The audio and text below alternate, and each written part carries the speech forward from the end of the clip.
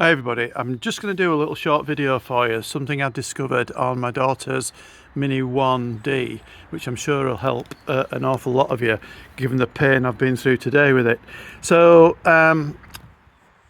problem we've had is the fans stopped working, the internal blowers, the fans, none of it were working. So we're in middle of December now and we couldn't defrost the windscreen, obviously, although it obviously has got a heated shield in it, but then it gets covered in water on the inside. So no blowers working, no fans working. So you do the usual, start with the usual suspects. So we do the fuse first, and the fuse panel is down here on the one side of the throttle pedal, and it's just on a clip like that. It just pulls off. It's quite easy to get off. Is that there's a little indent at the front end, and you just pull it back on itself.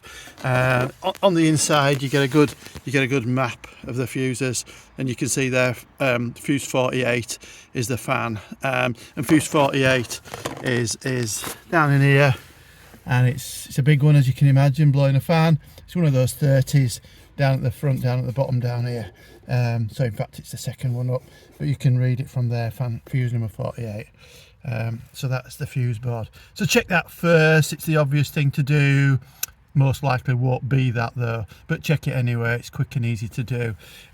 What everybody then says on the forums, and what the usual cause is, and where people generally just go straight to, is the relay, the motor relay. Now the motor relay, same thing with all minis, it's in an awful place, and this is what it looks like. So that people call them a hedgehog for obvious reasons.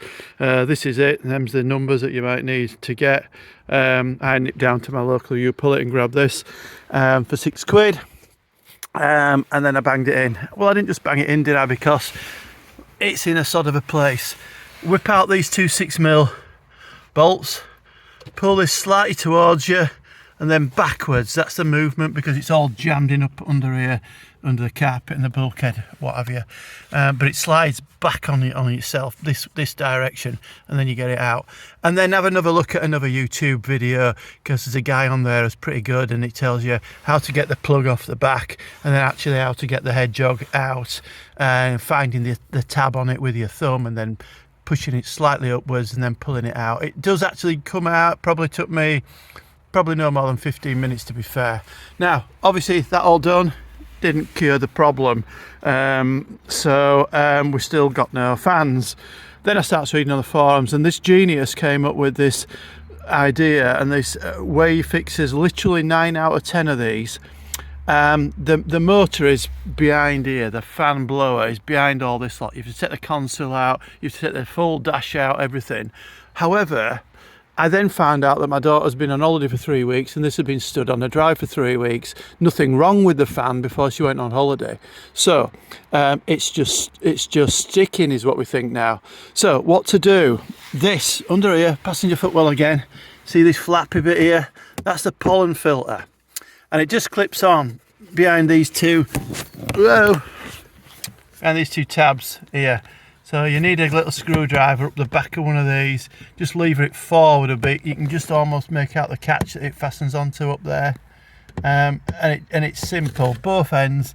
Just get a little screwdriver in these holes here and just prise it out a little bit, and it'll come down. And then you get this massive chamber where the filter has come out of, which looks like this. Now this is a car that's serviced every year, and that's the filter that came out of it. Well, what a mess. Now, make sure your ignition's off, but what you can do, you can get your hand up here and up this way, and you can touch the fan, you can touch the blades, and there we go. And it was stuck, it was sticking. Flicked that, left the filter out, switched everything on, Bob's your uncle, fans work again. Apparently 9 out of 10 have this fault, and that will save you hours and a lot of money. Hope that helps somebody. It's Johnny here, cheers.